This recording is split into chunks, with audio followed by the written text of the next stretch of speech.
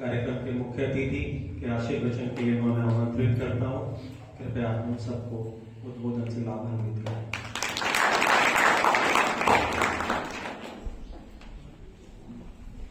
Thank you so much.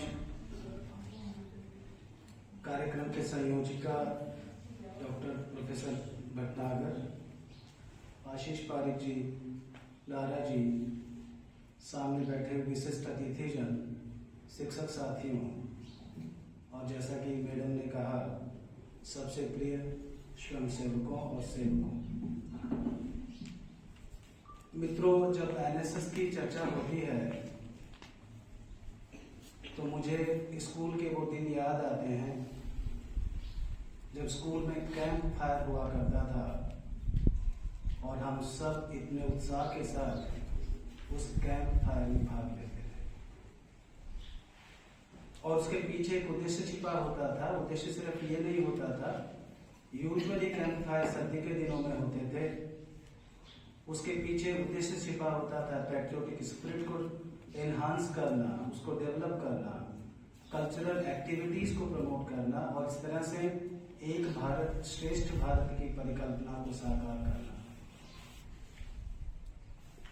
मित्रों, जब NSS के इतिहास को देखता हूं तो ध्यान में आता है एनएसएस सिर्फ एक राष्ट्रीय सेवा योजना नहीं है। एनएसएस अगर देखें तो अनुशासन, राष्ट्र निर्माण, समाज सुधार और समावेशिता का संगम है। एनएसएस में सारी गतिविधियां एक साथ होती हैं और इसलिए विद्यार्थी जो पाठ्यक्रम के माध्यम से सीखता है उससे अधिक इन पाठ्योत्तर गतिविधियों से सीखता है। इस शिक्षा की आवश्यकता महसूस की गई भारत स्वतंत्र हुआ 1947 में। 1950 से ये महसूस किया गया कि छात्रों को समुदाय से जोड़ा जाए जिससे कि उनको सामुदायिक शिक्षा भी प्रदान की जा सके। और इस सोच को डेवलप करने में हमें करीब 16-17 वर्ष लगे जब कोठारी कमीशन ने अपनी सिफारिशों में स्पष्ट रूप से लिखा कि एक ऐसे संगठन की आवश्यकता है जो हर शैक्षणिक संस्था लेवल पर काम करे और जिसका उद्देश्य सामुदायिक शिक्षा को प्रोन्नत करना हो। परिणाम स्वरूप एनएसएस का गठन हुआ। 1969 में महात्मा गांधी की जो जयंती आई उस वर्ष में, शताब्दी वर्ष में इस उपक्रम को शुरू किया गया। मित्रों, आपको जानकर आप हैरान होंगे कि प्रारंभ में ये केवल 37 विश्वविद्यालयों में और कॉलेजेस में प्रारंभ किया जा सका। कालांतर में इसकी आवश्यकता इतनी महसूस की गई कि सरकार ने भी कहा, हर टीचिंग यूनिट ने, हर एचईआई ने यह महसूस किया कि ये उसके संस्थान का अभिन्न अंग होना चाहिए। अब जब हम एनएसएस में पार्टिसिपेशन की बात करते हैं तो सारी चीजें, आप एनएसएस में इतने सारे कार्यक्रम करते हैं। कभी पर्यावरण से संबंधित कार्यक्रम है, कभी स्वच्छता का कार्यक्रम है, तो कभी मेडिकल जागरण का कार्यक्रम है। एक के बाद एक कार्यक्रम होते हैं और उन सब में आप बढ़ चढ़कर के भाग लेते हैं।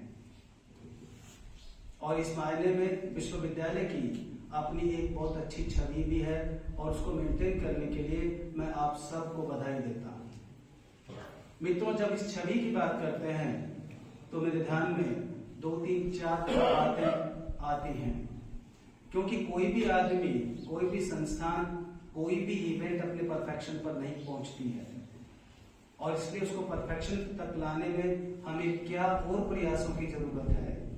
कई बार ऐसा महसूस होता है कि काम तो बहुत होते हैं लेकिन जो हमें समाज को बताना चाहिए हम समाज तक नहीं पहुंच पाते हैं, उसका प्रोजेक्शन नहीं कर पाते हैं। और इसलिए जब जब मैं इस तरह की गतिविधियों में जाता हूं, जब भी दूसरे शिक्षण संस्थानों में जाता हूं, तो मैं कहता हूं कि कार्यक्रम बहुत होते हैं लेकिन न तो उनका प्रोजेक्शन होता है और न उनका डॉक्यूमेंटेशन होता है। आप सब लोग कितने काम करते हैं, इस काम को समाज को पहचानना पड़े, इस तरह का डॉक्यूमेंटेशन आपके सामने आना चाहिए। और वो इस तरह के सम्मेलनों के माध्यम से, इस तरह की गतिविधियों के माध्यम से किया जा रहा है, किया जा सकता है।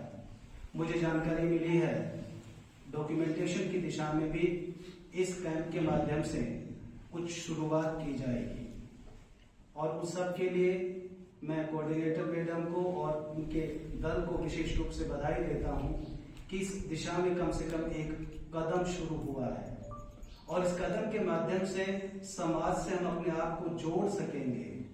मित्रों, जब हम हायर एजुकेशन के 3 स्तंभ की बात करते हैं तो उसमें तीसरा स्तंभ होता है एक्सटेंशन। 2 स्तंभ होते हैं, टीचिंग, दूसरा होता है रिसर्च और तीसरा होता है एक्सटेंशन। और एक्सटेंशन के माध्यम से, क्योंकि हर शिक्षक संस्थान के, शैक्षणिक संस्थान के समाज के प्रति अपने दायित्व होते हैं, वो समाज के साथ अपने आप को किस तरह से जोड़ता है और समाज के प्रति उसके जो उत्तरदायित्व उनको कैसे पूरा करता है, ये सारे उत्तरदायित्व एनएसएस जैसे संगठन के माध्यम से ही पूर्ण किए जा सकते हैं और उन सब में आप सबकी महती भूमिका है। इसलिए मेरा आप सबसे आग्रह है कि ये नहीं सोचे कि काम करने के लिए काम करना है या सर्टिफिकेट लेने के लिए काम करना है। यद्यपि इसमें कोई दो राय नहीं है कि उपयोगितावादी दृष्टिकोण हमेशा बना रहता है, बना भी रहना चाहिए, लेकिन उपयोगिता के साथ साथ ये भी सोचना पड़ेगा कि वास्तव में मैं समाज को, मेरी कल्चर को, मेरे देश को, राष्ट्र निर्माण को इस माध्यम से क्या कंट्रीब्यूट कर रहा हूं। और अगर मैं थोड़ा बहुत भी संदर्भ में कुछ कर पाया, अगर आप ये सोचते हैं कि मैंने 100% पीड़ा उठाया था हमारे शैक्षणिक संस्थान ने, लेकिन उसमें मैं 1% की आहुति भी दे पाया, तो भी मैं समझता हूं कि ये विश्वविद्यालय और आप सब लोग अपने लक्षित उद्देश्य को प्राप्त कर पाएंगे। मेरी बहुत बहुत शुभकामनाएं। आपने मुझे बुलाया, आपके इस शिविर आयोजन के लिए आपको शुभकामनाएं प्रेषित करता हूं और आशा करता हूं कि इसके माध्यम से कुछ कॉन्क्रीट चीज विश्वविद्यालय के सामने आएगी, जिसके माध्यम से हम आगे भी कुछ काम कर पाएंगे इस दिशा में। धन्यवाद एवं आभार।